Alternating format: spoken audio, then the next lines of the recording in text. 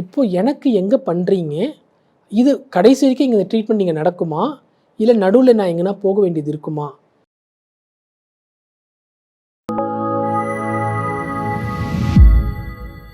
So இப்போ நம்ம 23வது பகுதிக்கு வந்திருக்கிறோம். இந்த 23வது பகுதி என்னன்னு கேட்டிங்கன்னா, இப்போ நிறைய பேருக்கு வந்து சேட்டலைட் சென்டர்ஸ் நீங்கள் கேள்விப்பட ஆரம்பிச்சிருக்கீங்க இல்லையா? அது என்னன்னு கேட்டிங்கன்னா, ஒரு ஐவிஎஃப் சென்டருக்கு அதை சுற்றி அருகாமையில் வந்து அந்த மேனேஜ்மெண்ட் வந்து ஒரு 2, 3 சேட்டலைட் சென்டர், அதாவது அங்கே வந்து ஸ்டிமுலேஷன் பண்ணுவாங்க. ஆனால் எக் பிக்கப்பும் எம்ப்ரியோ ட்ரான்ஸ்ஃபரும் அவங்களோட மெயின் பிரான்ச்சுக்கு ரெஃபர் பண்ணுவாங்க. ஸோ இது மாதிரி ஒரு மாடல் வந்துருச்சு. இந்த மாடல் வந்து ஹப் அண்ட் ஸ்போக் மாடல். இது மாதிரி ஒரு மாடல் இருக்குது. அதாவது என்னென்னு கேட்டிங்கன்னா, ஒரு ஐவிஎஃப் சென்டருக்கு சரௌண்டட் பை ஒரு 3 to 4 சேட்டலைட் சென்டர். ஸோ இது மாதிரி இருக்கும்போது என்ன ஆகும்னா, நிறைய பேர் வந்து அந்த பிரான்ச்சில் வந்து ஸ்டிமுலேஷன் பண்ணியிருப்பாங்க. ஆனால் எக் பிக்கப்பும் எம்ப்ரியோ ட்ரான்ஸ்ஃபரும் வேறு ஒரு பிரான்ச்சுக்கு அனுப்புவாங்க. ஸோ இதை கூட நீங்கள் கேட்டு தெரிஞ்சுக்கங்க.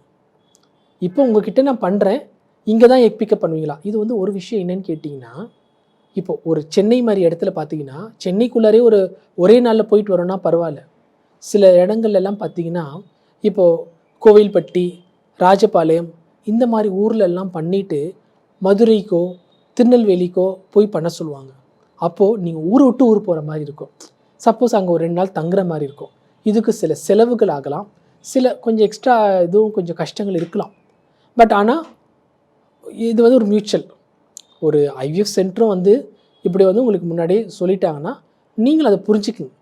ஸோ இதை வந்து நீங்கள் தெரிஞ்சு வச்சுக்கிறதுல தவறு கிடையாது. இப்போது எனக்கு எங்கே பண்ணுறீங்க, இது கடைசி வரைக்கும் இங்கே இந்த ட்ரீட்மெண்ட் இங்கே நடக்குமா, இல்லை நடுவில் நான் எங்கன்னா போக வேண்டியது இருக்குமா?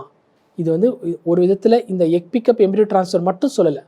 சம்டைம்ஸ் வேறு ஏதாவது சில சர்வீசஸ்க்கு உங்களை வந்து வேறு எங்கன்னா ரெஃபர் பண்ணுறாங்களா, இல்லை ஒரு ஸ்பெஷல் ஸ்கேனுக்கோ, இல்லை ஒரு ஸ்பெஷல் பிளட் டெஸ்ட்டுக்கோ, இல்லை ஒரு ஸ்பெஷல் லேப்ரோஸ்கோபி ஹிஸ்டோஸ்கோப்பிக்கோ வேறு எங்கன்னா உங்களை ரெக்கமெண்ட் பண்ண போகிறாங்களான்றதை நீங்கள் கேட்டுக்கிட்டிங்கன்னா முன்கூட்டியே மனதளவில் நீங்கள் உங்களை தயார்படுத்திப்பீங்க.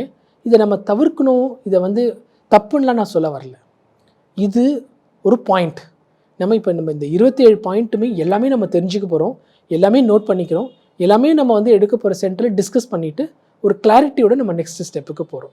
ஸோ அதனால் எக் பிக்கப்புக்கும் எம்ப்ரியோ ட்ரான்ஸ்ஃபரும் உங்களுக்கு சிகிச்சை கொடுத்த சென்டரில் பண்ணுறாங்களோ, இல்லை வேறு எங்கன்னா பண்ணுறாங்களா, வேறு ப்ரொசீஜர் வேறு எங்கன்னா ரெக்கமெண்ட் பண்ணுறாங்களான்றது தெரிஞ்சுக்கிறது ஒரு விஷயத்தில் நமக்கு ஒரு மென்டலி ப்ரிப்பேர்டாக இருப்போம்.